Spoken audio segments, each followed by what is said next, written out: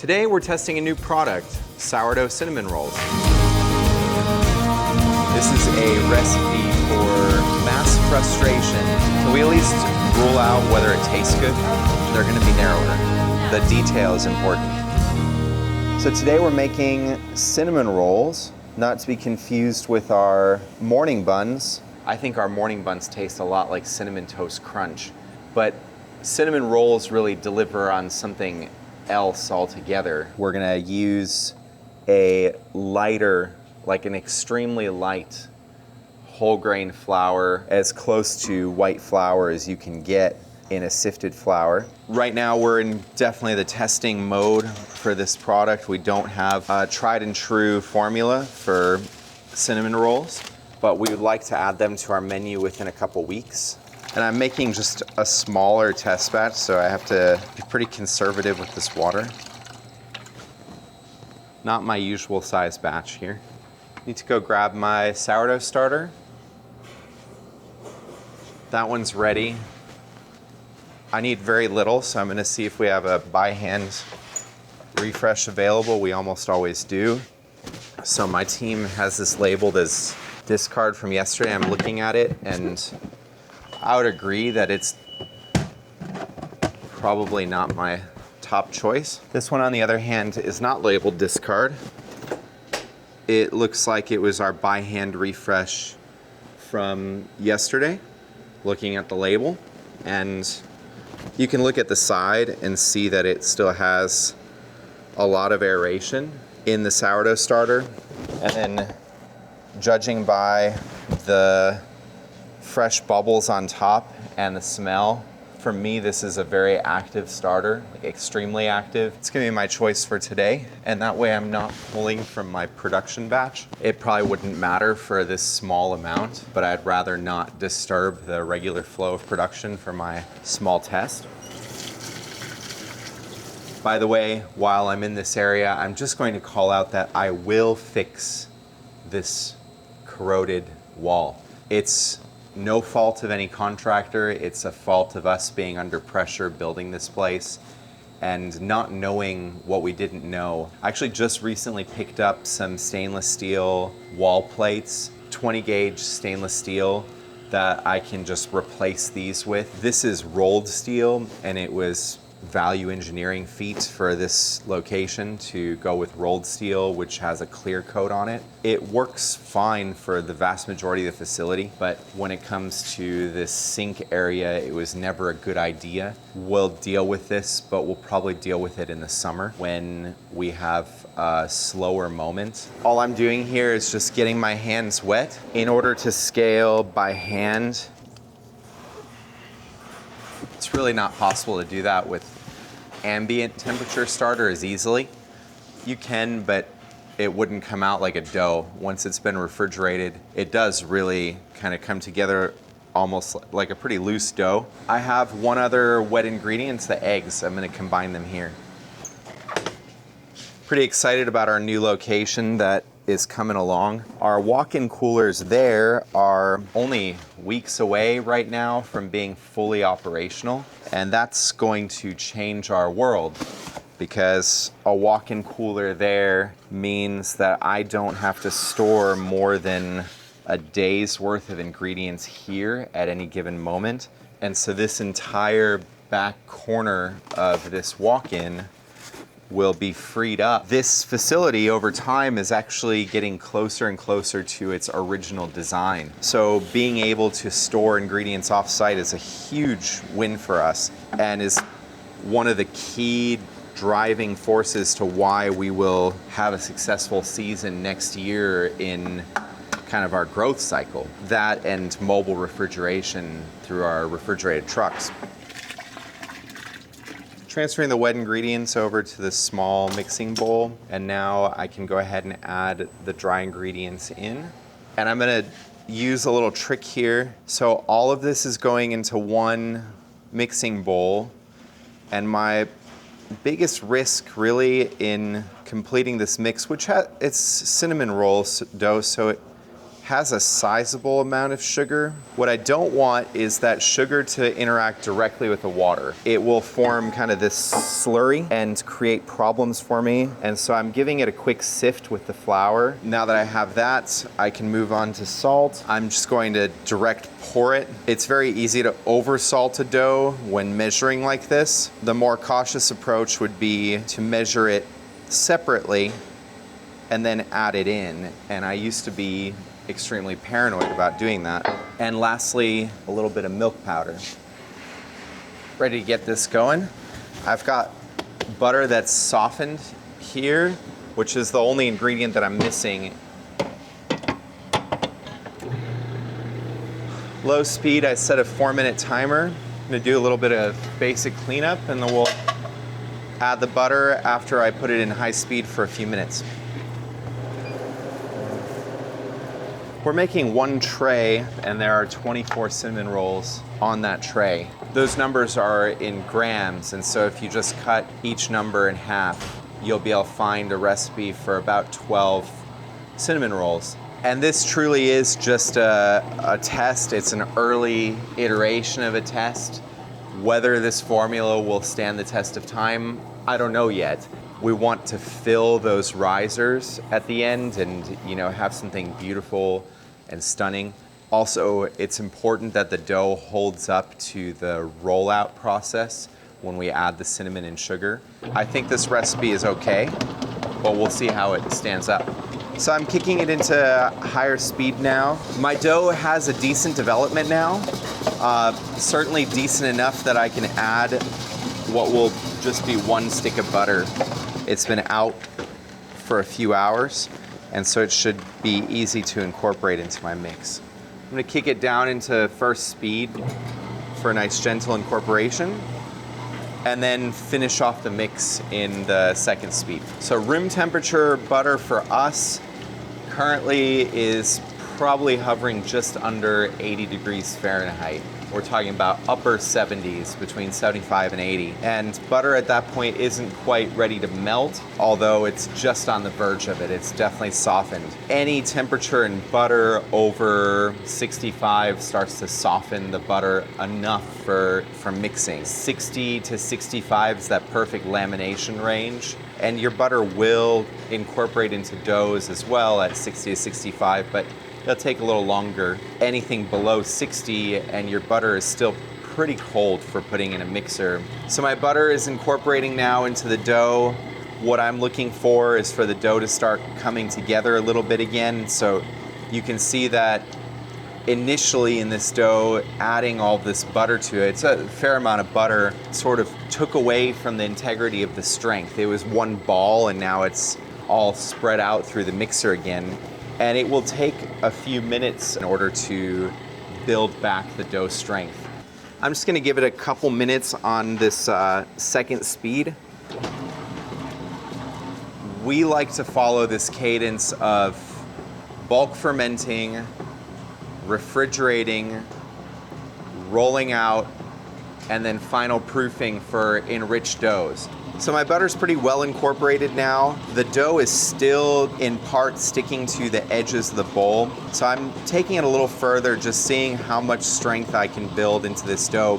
What I'm really trying to see is that the dough starts to come off the sides of the bowl, forms more of that original ball shape. Dough's pretty well developed, pretty happy with it. It looks a lot like brioche dough.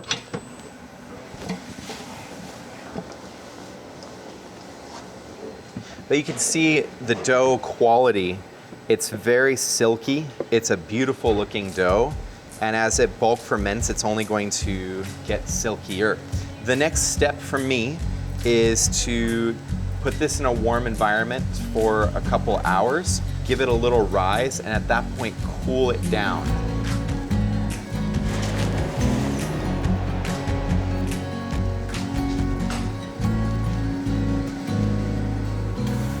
The dough that we mixed has now had a little bit of chance of bulk fermentation. We don't have a great range yet of how long to push it. Bulk fermentation can range usually from as little as an hour to as much as 4 for an enriched dough like this. definitely on the lighter end, probably an hour and a half in right now. So I'm basically dumping this dough onto a silpat, which is like a silicone mat. Nothing really likes to stick to them. They're magical things. And stretching it out. Doing this will ensure that my cooling time for this sheet of dough is quite minimal. And also doing this opens up the use of one of our tools, the dough sheeter. It's overkill for one batch. I could easily use a rolling pin and just roll it out to what I want. But when you're thinking about making 50 or 100 of these sheets at any given moment, having a tool like the dough sheeter speeds up the process. So if we can use it successfully, it's a good thing for us. This is step one, is getting this dough cooled off. So I'm moving this over to the walk-in cooler now. This is trial like 1, not even the one we're working on right now. What do you like? What do you dislike? This next one was proofed a lot longer. Are you talking about the whole product? Are you talking about the frosting or both? All right, finishing up on these cinnamon rolls. I don't know that I need a flour at the top, but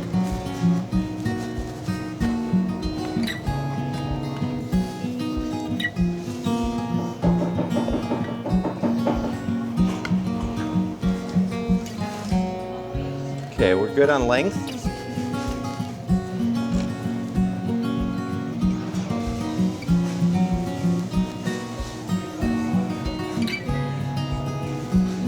This is made of cinnamon, butter, and sugar.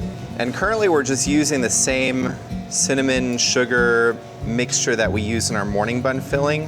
However, in the first trial, we felt like this was a little bit too cinnamon heavy, and so we'll see. I mean, ideally we'd be able to use the same thing in both because it just simplifies our life and makes the product a lot more viable for us to make on a regular basis, but we'll see. I'm applying this a little bit more thin than on that first trial based on the taste feedback. Okay, now this last part is pretty easy, just rolling it up.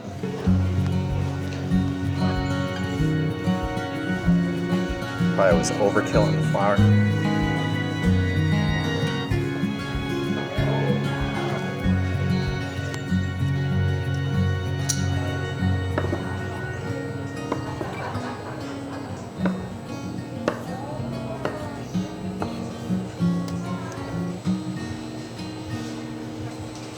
These are ready to proof. So we're gonna throw them in the proofer. So checking on these cinnamon rolls that have been in the proofer now. We only own one of these risers for sheet pans right now. And we bought this at our standard restaurant supply store nearby. You can see that we're making some progress in proofing these. The whole name of the game is to make more than one tray of something. And I imagine that everybody who owns these risers is in the exact same position because you wouldn't buy a riser for a full sheet pan to bake at home because these full sheet pans don't even fit a home oven. My one open-ended question is why would there be a commercial riser designed not to fit onto the most standard of baking equipment, which is a speed rack?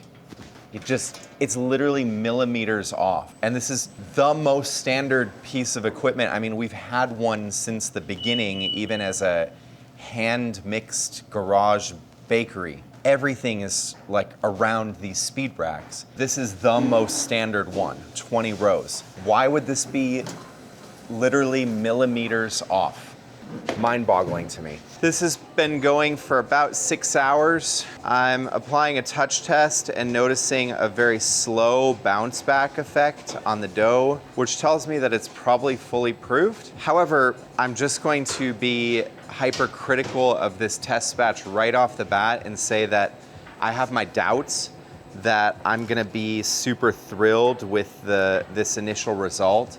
And it's not that there's anything wrong with the rolls themselves, it's that they have too much space in this environment to do what I want them to do. What I'm looking for is for them to rise up and be tall, and they pretty much need one another in order to do that successfully. They have to be like butted up close. Which they are, but then they're not really that close to the wall. There's a lot of expansion room in here that's not upward. What I'm saying is I have the doubt that I don't expect these to be as tall as I would like them to be. I'm not saying this is a guarantee yet, maybe I'll be surprised, but likely we need to add another row of cinnamon rolls, which means we need to scale up that recipe slightly in order to basically squash these together a little bit closer.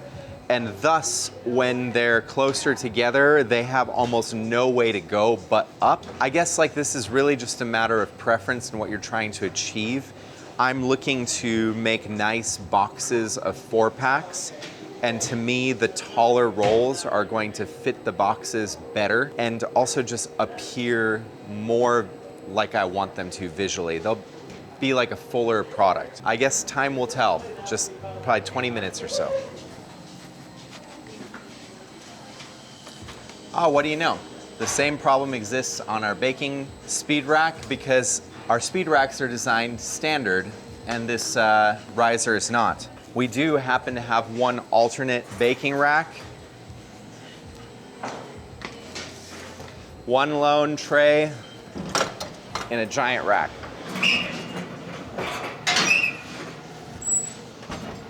"22 minutes is this bake cycle. I'm just kind of looking at the rise in these cinnamon rolls. To me, it's underwhelming in terms of how much actual lift they've gotten. Again, I'm not saying that this shaped cinnamon roll is bad. Some people might want a nice wide and round cinnamon roll. For what I'm trying to do, I'm looking for a slightly different shape. There's too much room on that tray, so we have to scale up that formula slightly and add another row of product to it, and that way they'll be forced upward.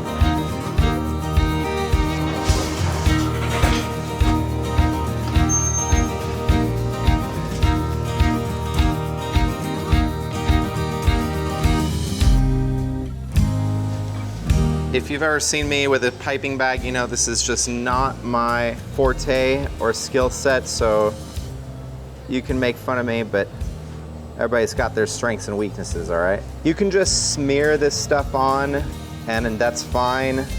I think it takes a bit away from the presentation. We're trying to figure out how to make these a nice Mother's Day special. So I'm even like playing with this a little right now. Which swirl is better, the dense one or one where you can see the underlying product? I'm not much of a decorator, but it's a good thing to work on.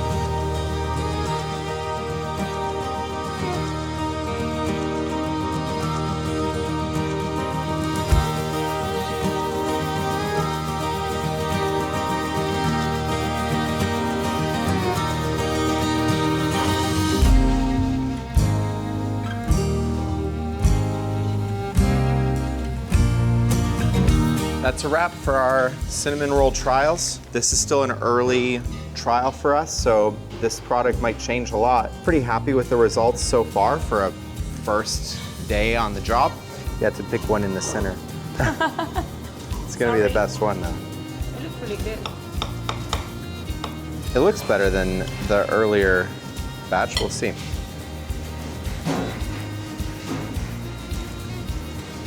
Frosting's the same, so if you don't like the frosting... No, it's really good. You like it? Mm-hmm. Does it hit all the marks? Mm-hmm. Would you change anything? I think I like it. Let's see if everybody else agrees. Dave! All right, trial number 2. All right. Norman, you want to try some? Okay, feedback. It's definitely better than the first. Mm-hmm. All right, so we're on the right track. Great. Thanks, guys.